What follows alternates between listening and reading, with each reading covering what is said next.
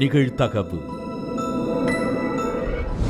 திருமணம் செய்ய கோரியும் அடிக்கடி பணம் கேட்டும் காதலனை டார்ச்சர் செய்த காதல்.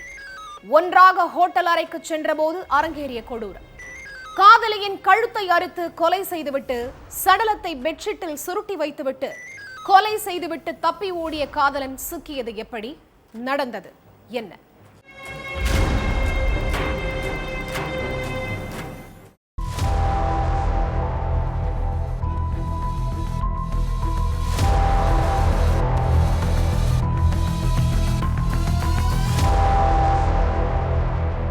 ஹோட்டல்ல ஊழியர்கள் வழக்கம் போல அறைகளை சுத்தம் செய்யற பணியில ஈடுபட்டுக்கிட்டு இருந்திருக்காங்க. அதுல ஒரு அறையில ரத்தம் படிஞ்ச பெட்ஷீட்டால சுத்தப்பட்ட ஒரு உருவம் கிடந்திருக்கு. அதை பார்த்து அதிர்ச்சியான ஊழியர் சக ஊழியர்களை கூப்பிட்டு அந்த பெட்ஷீட்டை ஓபன் பண்ணி பார்த்திருக்காங்க. அதுல 22 வயது மதிக்கத்தக்க ஒரு இளம் பெண்ணோட சடலம் கிடந்திருக்கு. அதனால பதற்றமான ஊழியர்கள் போலீஸ் ஸ்டேஷனுக்கு போன் பண்ணி தகவலை சொல்லி இருக்காங்க. உடனே ஸ்பாட்டுக்கு வந்த போலீஸ் சடலத்தை மீட்டு போஸ்ட்மார்ட்டத்துக்கு அனுப்பி வச்சிருக்காங்க.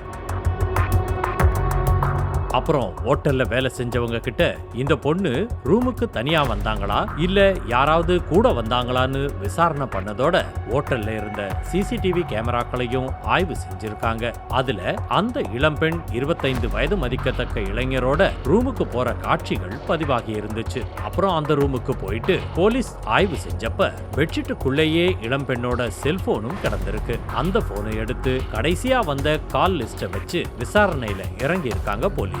அதுல சஹாப் பின் அப்படிங்கிற நம்பர்ல இருந்து லாஸ்ட் போன் கால் வந்திருக்கிறது தெரிய வந்துச்சு. உடனடியா அந்த நம்பரை வச்சு அட்ரஸை ட்ரேஸ் பண்ணி சஹாப் பிந்தோட வீட்டுக்கு போயிருக்காங்க போலீஸ். அங்க அவருடைய வீடு பூட்டி கிடந்திருக்கு. அதுக்கப்புறம் பக்கத்துல உள்ள சஹாபோட அக்கா வீட்டுக்கு போயிருக்காங்க போலீஸ். அந்த வீட்டுல பதுங்கி இருந்த சஹாப் பின் போலீஸ பார்த்த உடனே தப்பிச்சு ஓட பார்த்திருக்கான். ஆனா அவனை மடக்கி பிடிச்சு விசாரணையில இறங்கினப்பதான் பல விஷயங்கள் தெரிய வந்துச்சு. உத்தரப்பிரதேச பதோஹி பகுதியைச் சேர்ந்த 25 வயதான சஹாப் பிந்தும் மெஹந்தி கஞ்சில உள்ள அல்கா பின் என்ற இளம் பெண்ணும் 4 வருஷமா காதலிச்சுட்டு இருந்திருக்காங்க. சஹாப் பின் சொற்ப சம்பளத்துல ஒரு கம்பெனிக்கு வேலைக்கு போயிருக்கான். ஆனா அல்கா அங்குள்ள காலேஜ்ல 1ஆம் ஆண்டு படிச்சுட்டு இருந்தாங்க. பல பெண்கள் கிட்ட பேசி பழகிட்டு வந்த சஹாப் தன்னை உண்மையா காதலிக்கிறான்னு நம்பி அவன் மேல உசிரியே வச்சிருந்தாங்க அல்கா. ஒரு நாள் அல்கா காலேஜை கட் அடிச்சுட்டு காதலனோட ஊர் சுத்த போயிருந்தாங்க. அதை பார்த்த பொண்ணுடைய சொந்தக்காரங்க அல்காவுடைய அப்பா கிட்ட உங்க பொண்ணு ஒரு பையன் கூட சேர்ந்து ஊர் சுத்திக்கிட்டு இருந்தா அப்படின்னு சொல்லியிருக்காங்க. அதனால ஆத்திரமடைந்த அல்காவோட அப்பாவும் அம்மாவும் உன்னை காலேஜுக்கு படிக்க அனுப்புனா நீ லவ் பண்ணி ஊரை சுத்திக்கிட்டு இருக்கிறியான்னு திட்டி இருக்காங்க.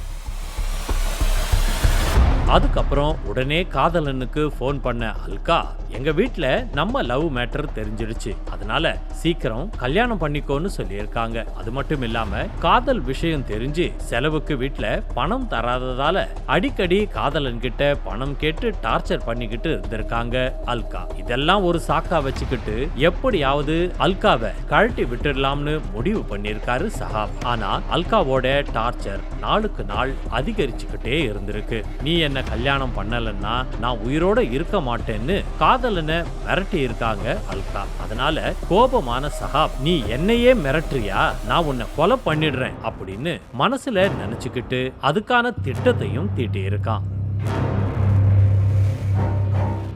சம்பவத்தன்னைக்கு அல்கா பின் காலேஜை கட்டடிச்சுட்டு தன்னுடைய காதலன் கூப்பிட்டாருன்னு ரூபாப்பூர்ல உள்ள ஹோட்டலுக்கு போயிருக்காங்க. அங்க 2 பேரும் ஒரு அறையில தங்கி இருக்காங்க. அப்போ நாம கல்யாணம் பண்ணிக்கலாமா அப்படின்னு அல்கா பின் காதலனை நச்சரிச்சிருக்காங்க. நான் உன்னை டைம் பாஸுக்காகத்தான் காதலிச்சேன், தயவு செய்து என்ன விட்டுடுன்னு சொல்லியிருக்கான் காதலன். அதனால கடுப்பான காதலி என்ன கல்யாணம் பண்ணித்தான் ஆகணும் அப்படின்னு மிரட்டி இருக்காங்க. அதனால கோபப்பட்ட சஹாப் மறைச்சு வச்சிருந்த கத்தியால அல்காவுடைய கழுத்தை அறுத்து கொன்னுட்டு சடலத்தை பெட்ஷீட்டால சுத்தி வச்சுட்டு எஸ்கேப் ஆகிட்டான். தகவல் தெரிஞ்சு ஸ்பாட்டுக்கு வந்த போலீஸ் சஹாபோட செல்போன் நம்பரை ட்ரேஸ் பண்ணி அவனுடைய வீட்டுக்கு போயிருக்காங்க. ஆனா தன்னுடைய அக்கா வீட்டுல பதுங்கி இருந்த சஹாப் போலீஸ பார்த்த உடனே தப்பி ஓட பார்த்திருக்கான். அப்போ கால் பகுதியில துப்பாக்கியால சுட்டு பிடிச்சிருக்காங்க போலீசார்.